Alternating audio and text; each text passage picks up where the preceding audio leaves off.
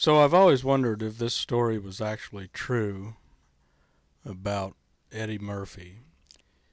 I'd heard this story when I was a kid working as a farmhand in DuBois County decades ago. Can't believe I'm saying the term decades ago, referring to things I've experienced. But I never read this story, so I don't know if it's true, and even stuff that you read doesn't always, mean it's true just because it's been written. I'd heard this story from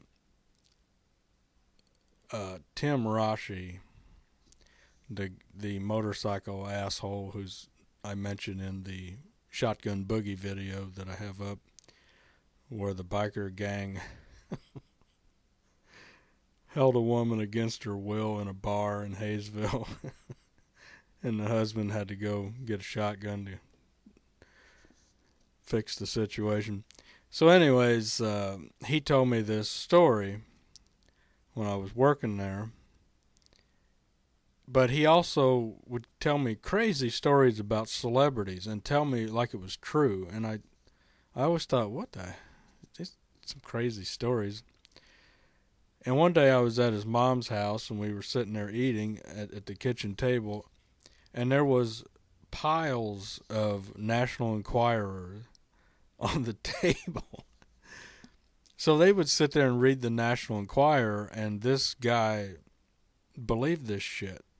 I don't know. Maybe he thought Elvis, was on a spaceship. I don't know. So that's where all the crazy stories were coming from. So I don't know if this is a true story, but he told me that it was a woman from, I think he said Huntingburg, Indiana, which is where I was born. So I'll just tell this story the way that I heard it told to me from my memory. So the woman, I think, was from Huntingburg. She was, I think, in Las Vegas, like on vacation or something like that. And back then, this was in the late 80s, I think. So back then, Eddie Murphy was going around, and he had he was known to have a lot of bodyguards following him around. So the story is that this woman was at a casino, I think, or a hotel, and she gets in an elevator, and I think Eddie Murphy and his crew were already in the elevator, or they got in after her or something like that, or they got in on another floor.